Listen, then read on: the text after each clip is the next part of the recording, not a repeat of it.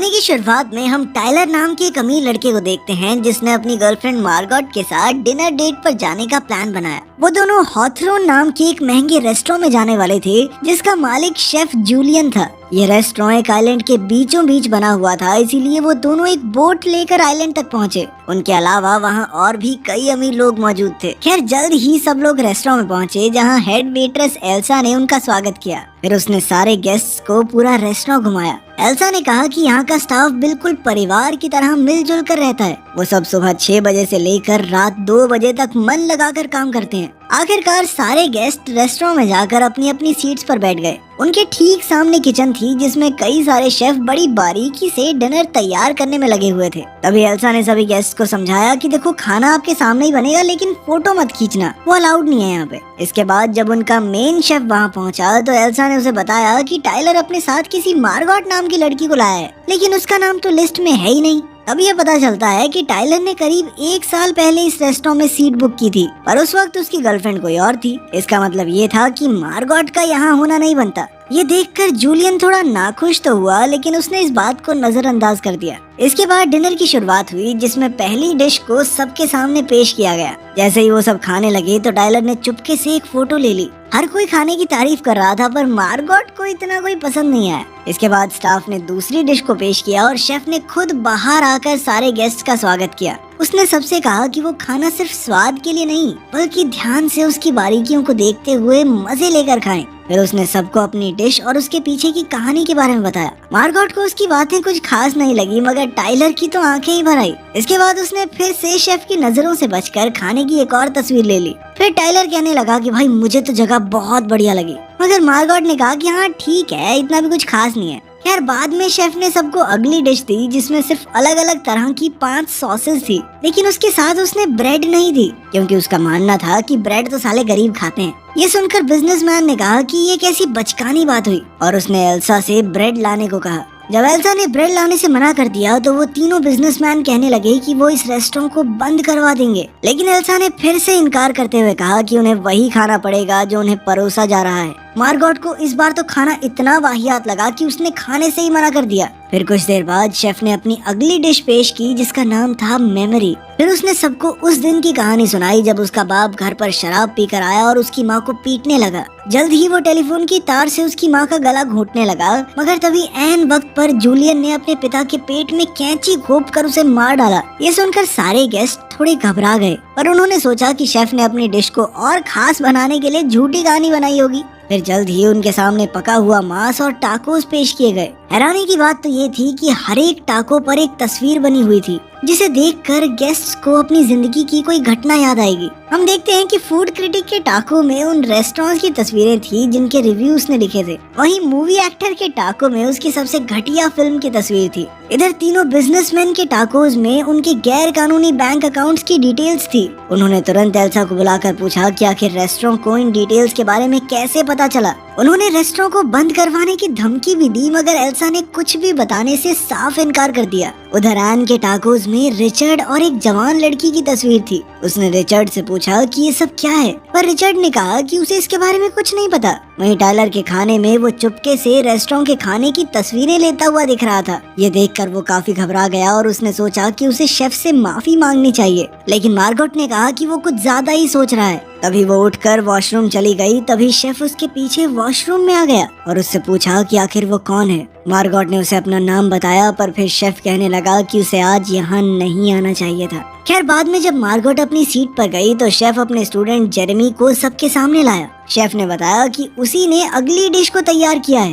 पर जल्द ही वो जेरेमी की बेइज्जती करने लगा और कहने लगा कि ये कभी भी एक बेहतरीन शेफ नहीं बन पाएगा। पर तभी अचानक से जेरेमी सबके सामने मारा गया, जिसे देखकर सब बुरी तरह से डर गए। और जूलियन कहने लगा कि ये तो उसके शो का एक हिस्सा है। कुछ देर बाद वो सब फिर से बैठ गए, पर रिचर्ड ने कहा कि वो बाहर जाना चाहता है। एल्सा ने उसे बार बार अपनी सीट पर जाने को कहा, पर वो सुनने को तैयार ही नहीं था। तभी अचानक रेस्टोरेंट के स्टाफ ने उसे पकड़कर उसकी एक उंगली काट डाली, जिसे देखकर सबके होश ही उड़ गए। इसके बाद सबको चेतावनी दी गई कि अगर उन्होंने यहाँ से भागने या शेफ के बनाए हुए खाने को खराब करने की कोशिश की तो उन्हें इससे भी ज्यादा भयानक सजा मिलेगी। ये सुनकर बाकी सब बुरी तरह डर गए, पर टाइलर चुपचाप बैठकर अपना खाना खाता रहा। फिर कुछ देर बाद जूलियन ने मार्गोट को किचन में बुलाया और अपनी असलियत बताने को कहा। शेफ ने कहा कि उसने दिन रात मेहनत करके इस डिनर की तैयारी की थी, पर उसकी मौजूदगी से सब कुछ खराब हो रहा है। शेफ ने उसे बताया कि आज यहाँ आए हुए सभी गेस्ट्स की मौत हो जाएगी। फिर उसने मार्गोट को 15 मिनट का टाइम देकर कहा कि तुम चूज कर लो कि मरना है या जिंदा रहना है। ये सुनकर वो बुरी तरह डर गई और रोते हुए अपने टेबल पर लौट आई। फिर अगली डिश से पहले शेफ ने कहा कि अगर किसी के मन में कोई सवाल आ रहा हो तो वो पूछ सकता है। तब एक आदमी ने पूछा कि आखिर वो ये सब क्यों कर रहा है। तब शेफ ने कहा कि वो इस रेस्टोरेंट को चलाते चलाते थक चुका है, उसे खाना बनाने में अब उतना मजा नहीं आता और इसका जिम्मेदार यहाँ मौजूद हर एक गेस्ट है। फिर उसने बताया कि फूड क्रिटिक को यहाँ इसलिए बुलाया गया क्योंकि उसके गंदे रिव्यूज की वजह से कई रेस्टोरेंट्स बंद हो गए और उसका एडिटर हर एक चीज में उसका साथ देता है। वहीं रिचर्ड और एन इस रेस्टोरेंट में अक्सर खाना खाने आते हैं, पर उन्होंने कभी भी खाने की तारीफ नहीं की। शेफ ने कहा कि उन्हें तो यहाँ की किसी डिश का नाम तक नहीं याद होगा। खैर, फिर उसने सबको अपने एंजल इन्वेस्टर के बारे में बताया जिसने इस रेस्टोरेंट में पैसे लगाए थे। तब ये खुलासा होता है कि जूलियन ने उसे बाहर पानी के ऊपर लटका रखा था क्योंकि वो मुनाफे के लिए बहुत लालची होता जा रहा था और उसने जानबूझकर रेस्टोरेंट के मेन्यू को कई बार बदलने की कोशिश की। तभी अचानक शेफ ने उस आदमी को पानी में डुबोकर सबके सामने मार डाला। फिर 15 मिनट बाद उसने मार्गोट को अपने ऑफिस में बुलाया और उससे पूछा कि उसका रिचर्ड से क्या नाता है। आखिरकार मार्गोट ने खुलासा किया कि वो एक वहशी दरिंदा है और उसका असली नाम है एरिन। पहले वो रिचर्ड के लिए काम करती थी और रिचर्ड उसे खूब पैसे देता था। ये सुनकर उसने एरिन को वापस टेबल पर भेज दिया। फिर अगली डिश लाने से पहले शेफ ने टाइलर से पूछा कि वो यहाँ क्यों आया। तब टाइलर ने कहा कि वो तो इस रेस्टोरेंट में कई महीनों से आना चाहता था और जैसे ही उसे मौका मिला उसने टिकट बुक कर ली। टाइलर ने कहा कि वो एरिन को साथ इसलिए लाया क्योंकि उसकी गर्लफ्रेंड ने उसे ऐन वक्त पर धोखा दे दिया। ये सुनकर एरिन को गुस्सा आ गया और उसने टाइलर पर हमला बोल दिया, पर स्टाफ ने जैसे तैसे उसे शांत किया। बाद में शेफ ने एरिन को अपने ऑफिस में बुलाकर डेजर्ट तैयार करने में उसकी मदद मांगी। उसने एरिन को स्टोर से एक डिब्बा लाने को कहा और वो चुपचाप चली गई। इधर मूवी स्टार ने कहा कि उसने ऐसा कौन सा गुनाह किया है कि उसे ये सजा दी जा रही है, जिस पर शेफ ने जवाब दिया कि तेरी एक फिल्म बहुत बेकार थी, पूरा मूड खराब हो गया मेरा देख के। उधर एरिन स्टोर जाने की बजाय शेफ के घर में घुस गई जहाँ एक बंद दरवाजा था। उसने अंदर जाने की कोशिश की, पर तभी एल्सा ने चाकू से उस पर हमला कर दिया और दोनों में हाथापाई शुरू हो गई। अचानक एरिन ने अनजाने में एल्सा को जान से मार डाला। वो काफी घबरा गई, पर फिर वो एल्सा की चाबी लेकर शेफ के कमरे में घुस गई। वहाँ उसे शेफ की बहुत सारी तस्वीरें और अखबार के आर्टिकल्स दिखाई दिए। हर तस्वीर में वो गुस्से में था, पर उसकी सबसे पुरानी तस्वीर में वो हंस रहा था। ये तब की बात है जब वो एक बर्गर की दुकान में काम करता था। वहाँ उसे एम्प्लॉय ऑफ द मंथ का अवार्ड मिला था, जिसे पाकर वो बेहद खुश था। तभी एरिन को एक रेडियो दिखा और उसने तुरंत कोस्ट गार्ड से संपर्क करके इस रेस्टोरेंट के काले सच के बारे में बता दिया।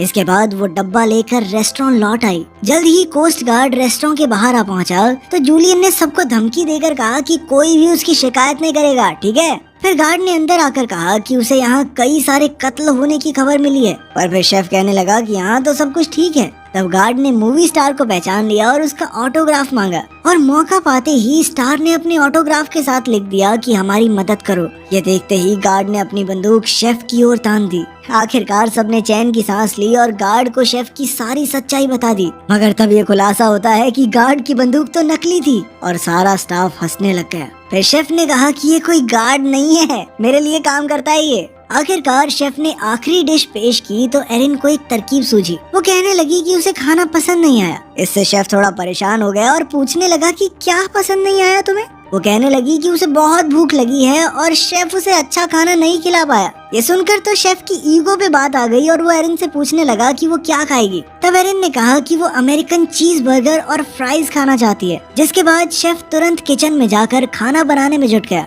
बर्गर बनाते हुए उसे अपने पुराने दिन याद आ गए जब वो काफी खुश हुआ करता था। आखिरकार उसने एरिन को बर्गर दिया, जिसे खाकर वो बहुत खुश हुई। उसने शेफ की बहुत तारीफ की, जिससे वो बेहद खुश हो गया। फिर एरिन ने कहा कि वो बाकी के बर्गर पैक करवा कर ले जाना चाहती है। शेफ ने कुछ सोचकर उसे बर्गर पैक करके दे दिए, जिसके बाद उसने शेफ को पैसे दिए और जाने लगी। तभी उसने सोचा कि क्या उसे बाकियों को मरने के लिए छोड़ देना चाहिए, लेकिन तभी एन ने उसे इशारा किया कि बाहर जाकर अपनी जान बचाओ। एरिन के जाने के बाद शेफ ने उन सब का शुक्रिया अदा किया और कहा कि वो सब उसकी कला और जिंदगी की बर्बादी का कारण है और अब वो सभी उसके आखिरी महान डिनर का हिस्सा बनेंगे। आखिरकार शेफ ने डिश तैयार की और अंत में सबको आग लगा दी, लेकिन इस आग ने उसे भी अपनी चपेट में ले लिया। वहीं एरिन बोट पर आइलैंड से बाहर आ गई और उसने दूर से देखा कि रेस्टोरेंट आग में जल रहा था। तो आपको ये अजीबोगरीब कहानी कैसी लगी कमेंट्स में जरूर बताना और जाके अब थोड़ी बहुत पढ़ाई कर लो, ठीक है।